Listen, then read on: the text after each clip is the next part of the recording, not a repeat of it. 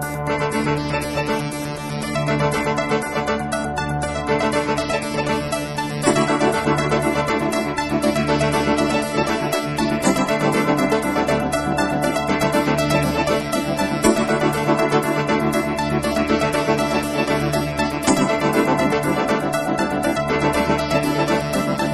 was on the Hill working at the time of the Watergate hearings, and it was a remarkable time to be there, and the chance here to hear Representative Frey and Railsback and Kairos and Holtzman, people I was studying when I started my career. It's a treat. I was asked to talk today about congressional reforms, the era of reform in Congress around the time of and to some degree related to Watergate. This is very much like asking me to talk about most of my research for the last 35 years. I promise not to burden you with all of that and to give you a distilled version. Because I worked on some of these reforms myself, and I've spent most of my time since studying the impact of them and their progeny, which I'll say a few words about later on, in the Republican Congress, which has existed since 1994. The fundamental belief about politics that political scientists of my persuasion, people who take a similar theoretical perspective to mine, is that institutions matter. And what I mean by that is that the rules under which politicians operate shape and influence their choices and the political outcomes that they deal with. This is I consider myself a scientist in the same sense that a physicist is a scientist, but the job of a political scientist is a little different. We try to learn the laws of politics like physicists tried to learn the laws of physics, but physicists don't have to worry about electrons and protons getting together and vote to change the laws of nature. The fascinating and important thing about politics, at least institutional politics, which is what I study, is that in large measure the rules that influence the behavior of politicians are made by the politicians themselves, and that when politicians feel disadvantaged by the current set of rules, by which I mean that the rules as they currently exist are interfering with the achievement of their goals or the establishment of their political interests, then they work to change those rules and thereby work to change the political outcomes. And indeed, that's what the era of congressional reform is all about. This point about reform and about rules is not just academic. Many reforms of the era that I'm talking about and that we've been talking about today happen for policy reasons. They happen because, as reference was just made a little while ago, because liberals believe that the rules were biased against them. The rules of, especially the House of Representatives, which is the main thing I'll talk about.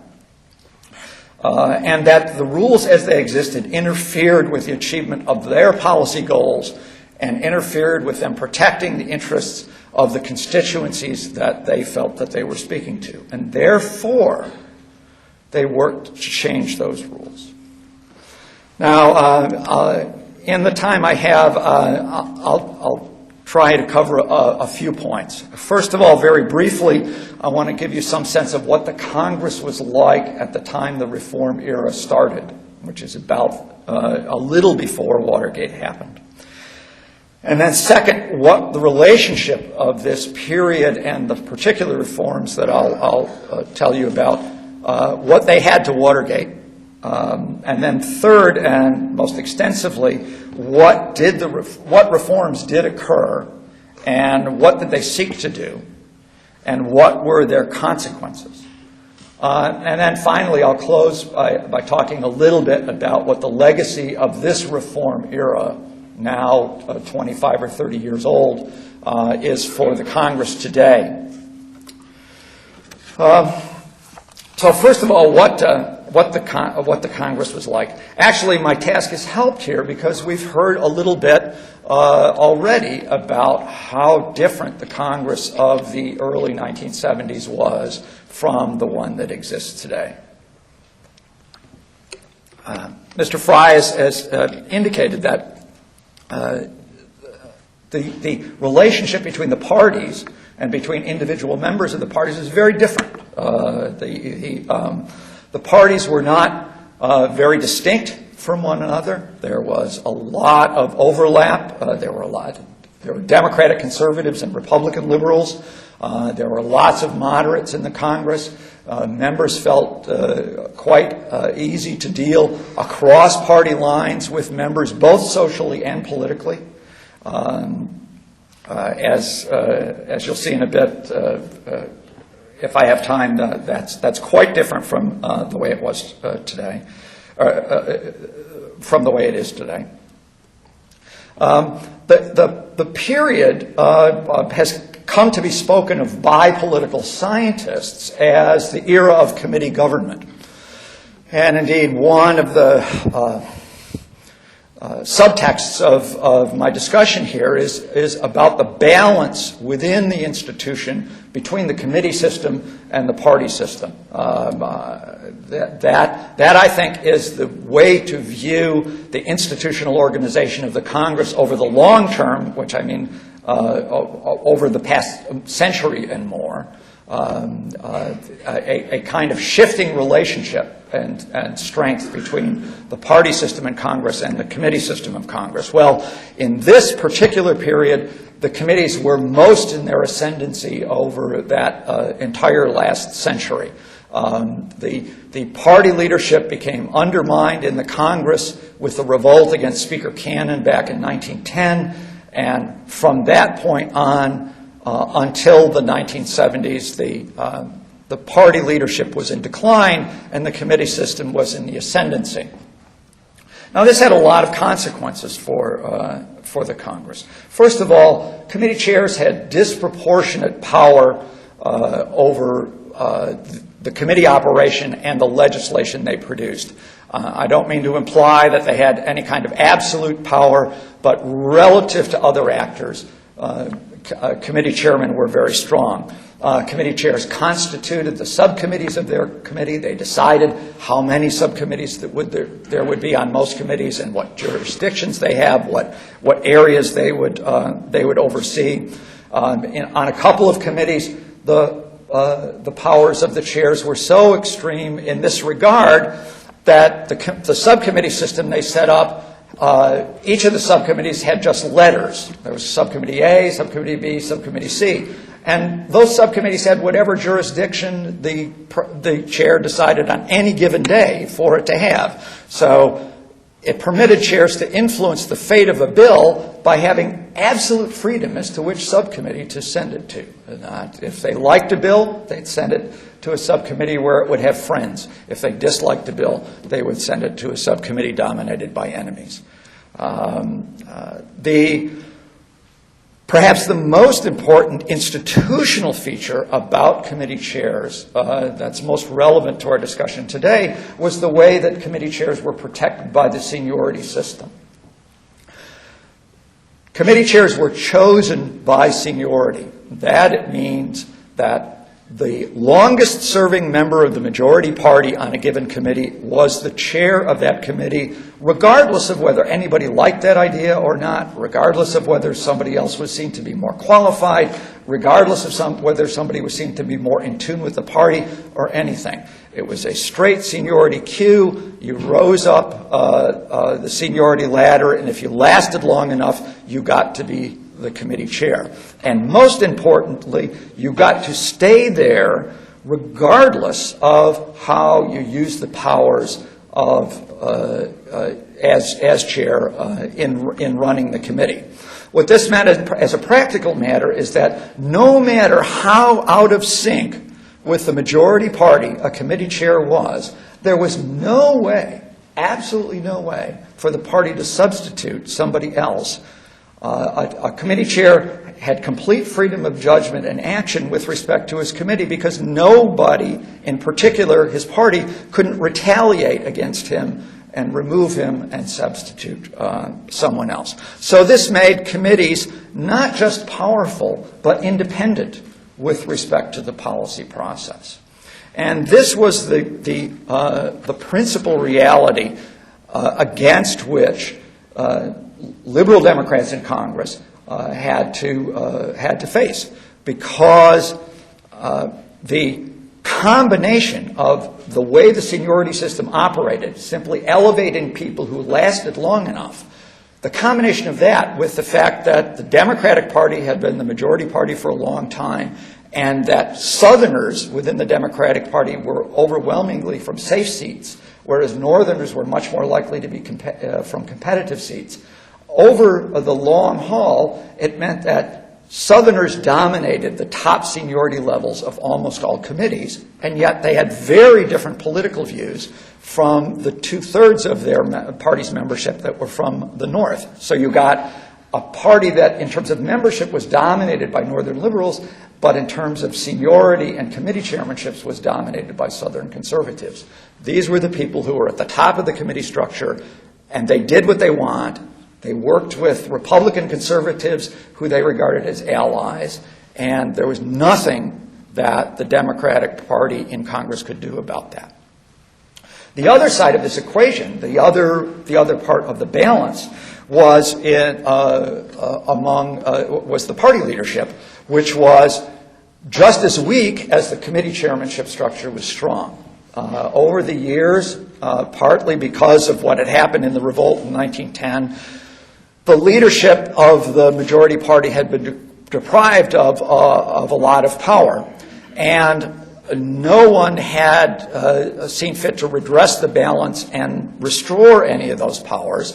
And almost equally to the point, the people who came to the top of party leadership in the Democratic Party, many of them were interested in having these powers restored. Indeed, the reforms that I'll tell you about were mostly enacted not just without the participation and support of the party leadership, but over the objections of the top leadership of the Democratic Party of the time period. Well, the party leaders faced these chairs who were insulated from from any kind of influence by them.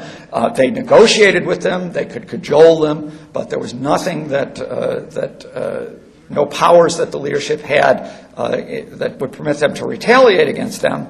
And also, as part of the committee structure, the political agenda of the House of Representatives was primarily influenced by the Rules Committee, which, again, back in the days of the strong party leaders around the turn of the century, around the 1900s, the Rules Committee was a creature of the Speaker and appointed by him. Indeed, at that point, the Speaker was actually a member of the Rules Committee. But again, by the 1960s and 70s, the Rules Committee had become independent. Back in the late 50s and early 60s, the chair of the Rules Committee was from Virginia. He was named Judge Smith, and the committee had 12 members, 8 Democrats and 4 Republicans at that time, but 2 of the Democrats were very conservative, Judge Smith and another, and they would often vote with the 4 Republicans to block bringing Democrat-preferred bills to the floor of the House of Representatives. So not only did the party leadership not have much influence over the committee chairs, but they also didn't control the agenda of the institution. The Democratic liberals faced a difficult political situation because this combination of conservative Democrats and Republican members of the House, even though the Democrats were always in the majority numerically, what came to be known as conservative coalition, this combination, had enough votes to block changing the rules of the institution on the floor of the House. And so the Democratic reformers in the early 1970s began to try to change the institutional rules by organizing changes in the rules of the Democratic caucus, where only Democrats could vote, and where the liberals had enough votes to outvote the conservatives. And so many of the things that I'm going to tell you about right in a moment were enacted as changes in the rules of the Democratic caucus. But first of all, now that I've set the contextual stage, let me say two things about how what happened was specifically related to Watergate, since that's the period about which we're interested here. First of all, there were the direct effects of Watergate on this situation. And that was that the events that we've heard described so well this morning and early afternoon influenced both the opinions of members of Congress and the opinions of the public, who then in turn influenced members of Congress, and the opinions of the media about how the Congress ought to be appropriately organized and what things should be done. So there was a spirit of reform, and Mr. Kairos mentioned a number of the things that were done. Campaign finance reform was passed. Sunshine rules were passed not just in Florida, as Mr. Batchelor described, and not just even for the rest of the federal government, but within the Congress. Committee meetings had to be open, even conference committees, and the public got to see much more about how the Congress operated. Roll call votes were much more easy to obtain, and therefore the positions of individual members, especially on amendments on the floor of the House, were able to be seen by their constituents, whereas that hadn't been true before the 1970s. So this effort to reform the internal operations of the House of Representatives was enhanced by this context of reform that was created in the wake of Watergate. And then secondly, there was an indirect but crucial effect, and that was the electoral consequences of Watergate that we've also heard described. In the 1974 elections, 75 freshman Democrats were elected, and a total of 92 new members of the House of Representatives when you included the Republican members. So in one election, 20% of the membership of the House of Representatives was new. And those new members provided the crucial votes for, first of all, the enhancement and extension of some reforms that had already gone on, but even more importantly, for the application vigorously of a number of the reforms that had already existed, as I'll mention in a moment. Plus, this set of new 75 freshman Democrats helped to further shift the balance of power within the Democratic caucus and make the liberal wing of the party even more ascendant within the party, and numerically made the conservative wing of Southerners even less influential than it had been. Okay, let me now turn to the specifics of some of the reforms. There were three tracks to reform during this period, and I want to say a little bit about each one because it's important not just to understand any one track, but how these three tracks were interrelated to one another. I say this because even among political scientists, in the 10 years after the Reform era, there was a lot of misunderstanding, I think, of what had gone on because these different tracks of reforms had different impacts at different periods. So this first track I'll talk about, which was the one that struck directly at committee chairmen, had effects right away. And the other ones, it took more time for them to have an effect. So the overall impact wasn't as clear in the immediate wake of the reforms as became true later. I mentioned, first of all, that the seniority system was the key to the power of committee chairs. The fact that they were able to be independent of their parties. Well, one part of the reform effort struck directly at that. And beginning in the early 1970s, and then especially in the wake of Watergate, the Democrats adopted rules in their conference that provided for automatic secret ballots on the continuation of all committee chairmen or the filling of all new vacancies for committee chairmen. So that meant that there would be a presumption that the seniority system would still operate, that the first proposed chair at the beginning of any given Congress would be the most senior member, but it was now possible under the rules for the Democratic members of the House of Representatives to say, no, that person hasn't served us well, we won't continue him or her as committee chair, we'll substitute somebody else. This in turn meant that now committee chairs had not only to pay attention to themselves and to their own committees, but they had to pay attention to their party caucuses. And that shifted enormously this balance of independence that committee chairs had. And then when the 75 freshmen came in 1974 and these ballots were going to be taken, there were enough votes not just to support the idea of seniority reform, that is to adopt these new rules, but there was a realistic opportunity to actually threaten committee chairs. And indeed, in 1974, 3 chairmen, all Southern Democrats, of committees, the chairman of the Agriculture Committee, the chairman of the Armed Services Committee, and the chairman of the Banking Committee, were all voted down by the Democratic caucus, and Northern Democrats were substituted for each one. So not just as a hypothetical rule, but as an actual practical consequence,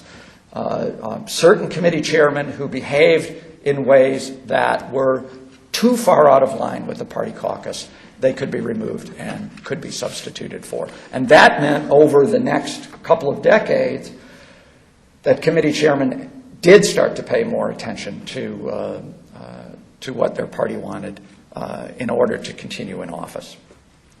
That was one part of this first track. So the tenure of committee chairman was put at risk. But other people within the reform movement said the problem was not so much who became committee chairman, but what kinds of powers they had when they were able to operate as committee chairman.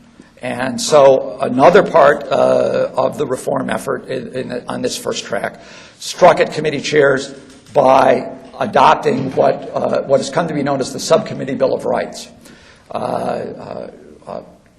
This restricted and specified how chairmen could exercise their powers. So first of all, unlike what I described earlier, committee chairs had to set up a subcommittee structure, propose a subcommittee structure, and then the Democrats on the committee would vote whether they accepted that or wanted to change it.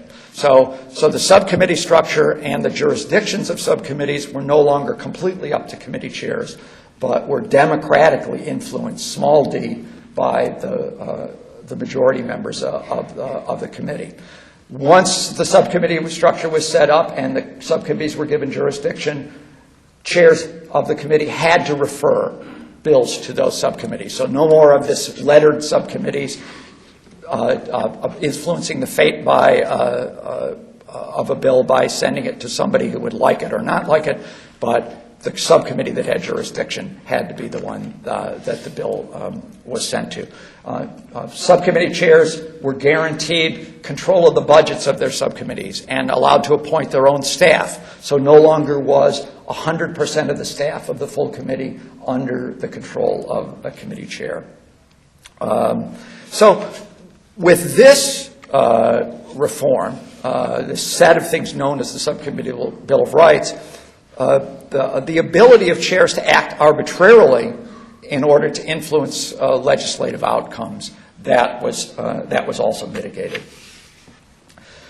The second track of reform, and the one that was less apparent at the time because, as I say, partly because of the people who were in the leadership at the time, was things that strengthened the party leadership. So on the one hand, I think of this relationship as sort of a teeter-totter, this balance of power relationship. Sometimes the committees are up and the party leadership is down. Sometimes the party leadership is up and the committees are down.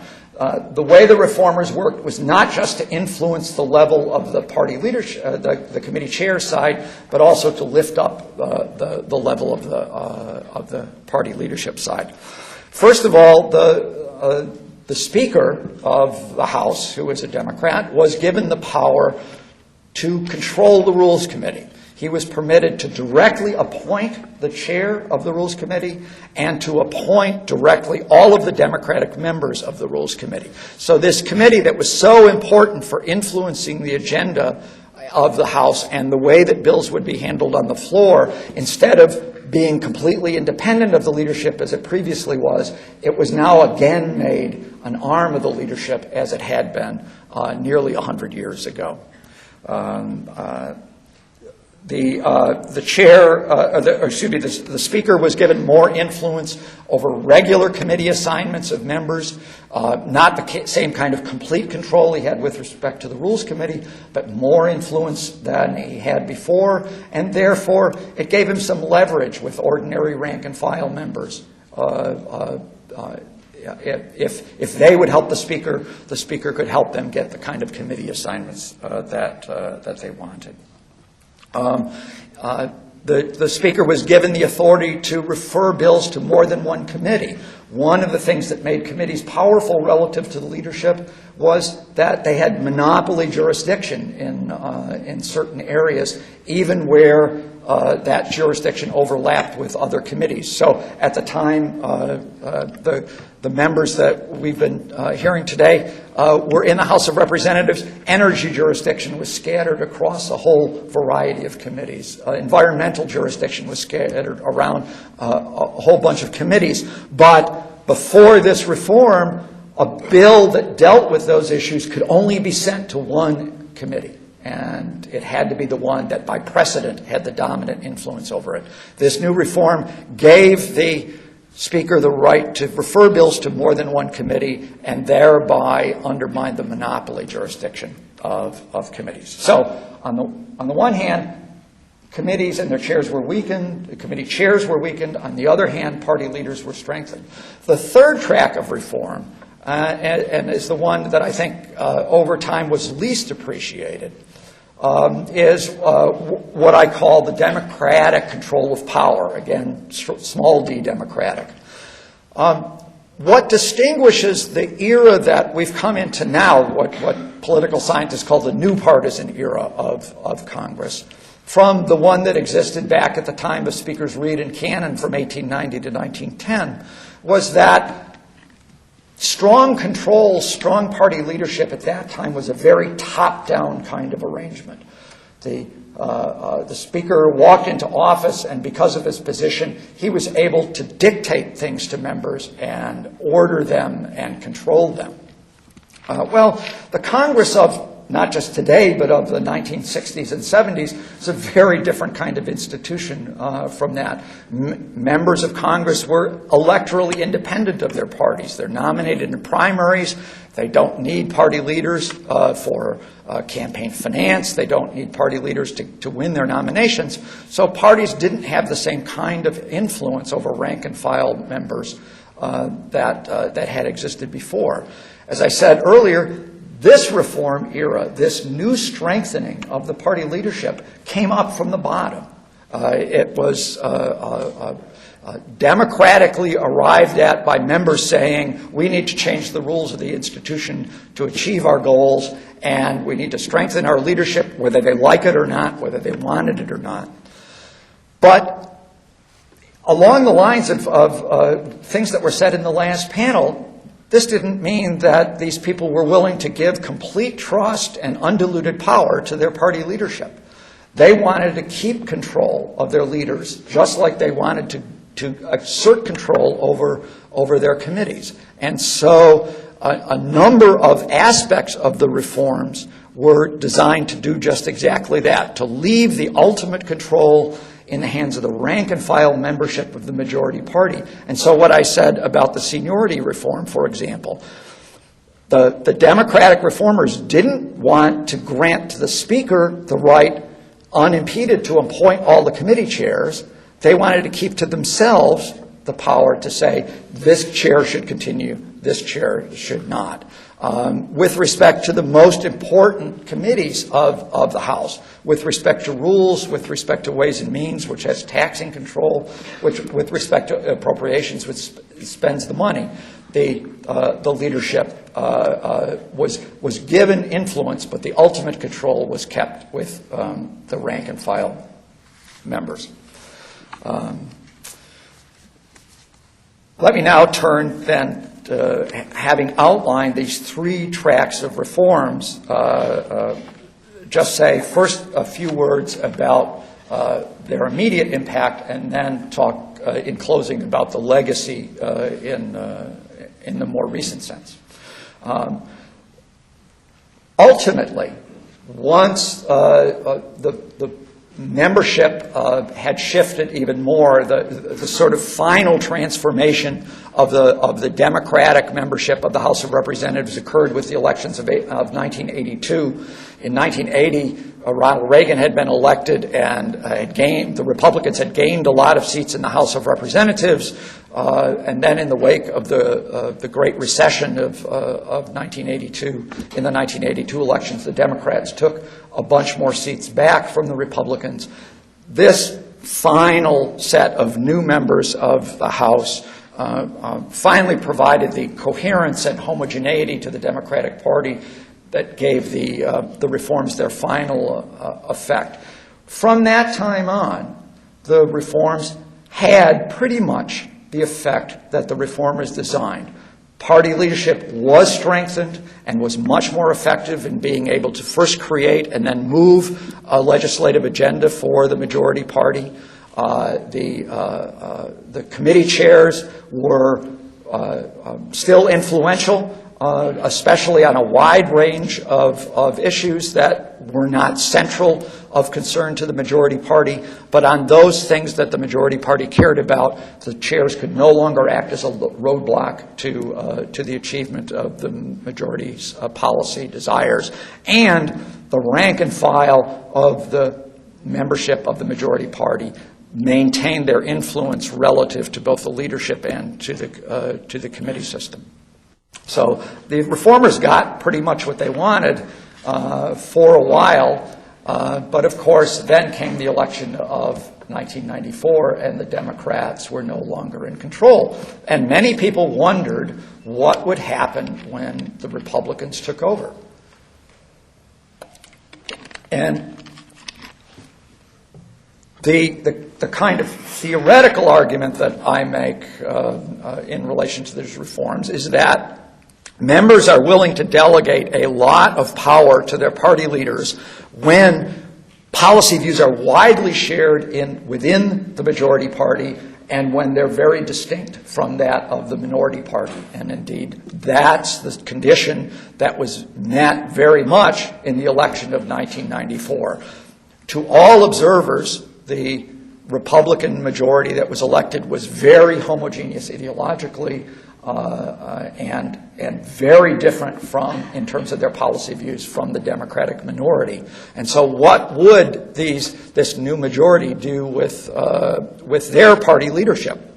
And what we saw was very much along the lines of, I think, what the argument I made would just expect, that we saw the Republican leadership in 1994 even more empowered relative to the committee system than the Democratic leadership had been. Indeed, 8 days after the 1994 election, Speaker-designate Gingrich, walked before a set of reporters and simply announced who the chairs of a set of new committees who new committee chairs would be, and they were, in 3 instances, people who were not the most senior Republicans on the committee. That Gingrich simply asserted to himself the power to simply name committee chairmen, very much like Joe Cannon had in the early 1900s.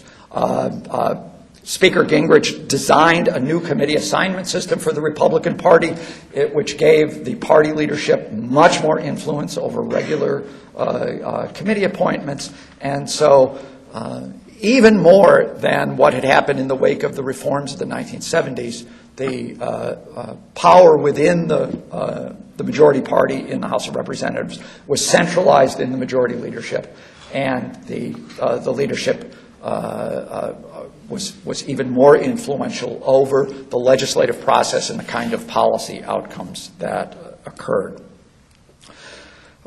So what's the upshot of this? Well, like many changes in Congress, these changes had a variety of effects, and I assert it's not for me as a political scientist to tell you whether these things are good or bad, but for you as citizens to judge that. And let me just say sort of the two faces of this set of changes.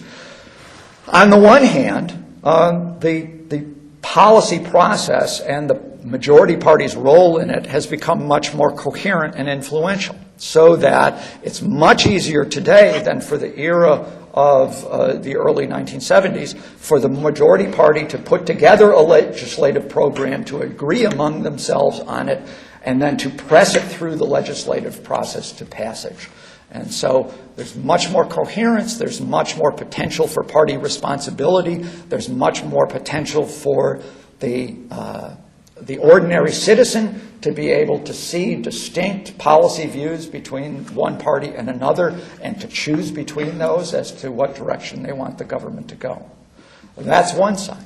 The other side is that, as I think any of us who watch politics has seen, that the interaction between the parties has become very personal, very intense, very mean-spirited, very angry in many of its manifestations. This doesn't mean this is universally true, but the kinds of easy relationships between Democrats and Republicans that Representative Frey and a number of other people spoke about in the 1970s would be very difficult to observe today. Members of Congress from different parties don't get along very well together, and there's been a poisonousness to aspects of the political process in Washington.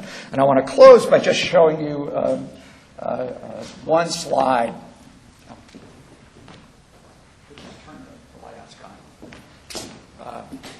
I've two parts to this. The first slide, I won't burden you with all the details of this.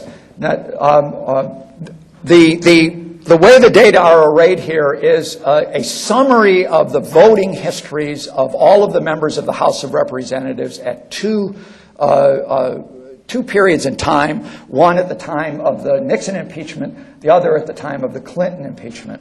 And these are, and so we're able to summarize the voting histories of every member in any given Congress, relate every member's voting to every other, and then describe the membership in terms of where any member stands on the spectrum from most liberal to most conservative, and how the aggregate of members are distributed on that. So these are the members of the Judiciary Committee, many of whom that you've heard here today. First of all, in 1974, and you can see that, or at least I hope you can, at least those of you in the back, the two groupings, the Democrats are easily distinguished from the Republicans in the aggregate. The Democrats are to the left of the center of the spectrum, but the Republicans are to the right of the center. But there are two features about this particular distribution that I want you to note. One is that they're all grouped relatively close to the center of the spectrum. The Democrats are a little bit in the aggregate to the left of the center, most of them. But some overlap onto the right-hand side. And then the Republicans are grouped a little bit to the right of the center of the spectrum.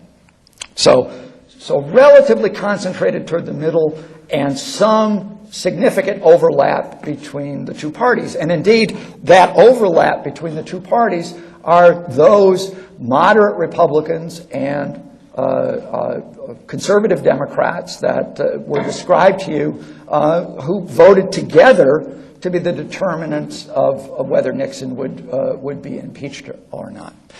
Scott, will you just slide that down? That's the distribution of Democrats and Republicans in the Judiciary Committee at the time of the Nixon impeachment. Essentially no center, and everybody concentrated, all of the Democrats on the left of the spectrum, all of the Republicans on the right of the spectrum. Yes, 1998. So Judiciary had gone from a committee on which Democrats and Republicans were able to vote together to a committee, probably the most polarized committee in the House of Representatives between Democrats and Republicans at the time of the Clinton impeachment.